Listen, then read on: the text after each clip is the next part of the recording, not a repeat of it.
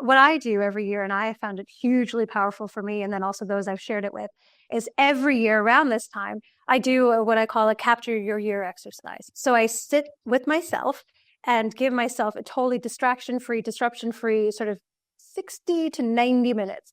And I go through my entire diary from the 1st of Jan to the present day. And I look, what did I do? Where was I? What were the meetings that I had? What, projects was I working on? All of that stuff, because we think we remember and we're terrible at remembering the fullness of every year. There was a year during COVID, for example, where I was like, oh God, we haven't done anything as a family. We haven't, we've only been working and staying at home. And then I actually looked at the data, went through my diary, and I realized actually in between lockdowns, we actually had some really wonderful family holidays away, and we had that recharge and that reset, but our memories are so unreliable. So don't rely on your memory.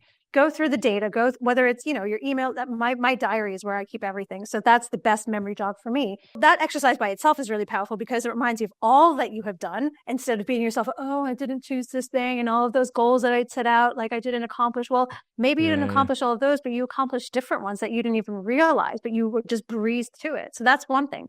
The second thing it does is also, and what I do as part of this exercise is then capture the biggest lessons learned. And, people like the number 10, I will sort of give myself between 10 and 15, the 10 biggest lessons I learned. And that can be positive things. It can be challenges. It can be whatever. But the 10 to 15 biggest lessons I learned, write them down and then analyze all of those and say, okay, well, is there anything that I need to build into my life, into my business, into the support structures I have around me, into anything that will mean that some of those more difficult lessons don't repeat themselves in the coming year, and that I can sustain some of the positive stuff. So again, like you said, what am I keeping? What do I need to change? What do I need to adapt? And being analytical about it, and then going that final step, and then planning for how you're going to build those structures and those processes or whatever it looks like into your business or into your lifestyle or into your diary or, your weekly schedule, whatever it looks like.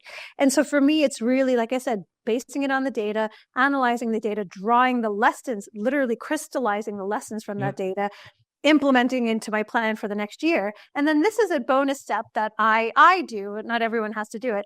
I always share those lessons with other people. So, I said I've got a newsletter and a blog. So I always, every year I will post, here are my biggest lessons learned. And I'm very honest about these were the challenges. These were some of the, the good things, et cetera.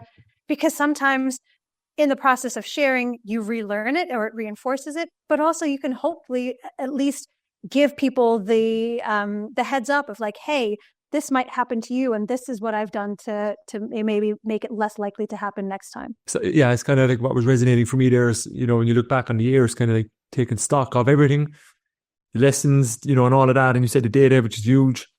And when you do that, it's kind of giving yourself advice for how you'd approach the following year. So like advice statements or just guiding yourself in terms of, okay, how I need to approach next year. Yeah. Building on that, which is definitely I'll do that. Yeah, no doubt. So yeah. And I might even share it as well. Good inspiration there.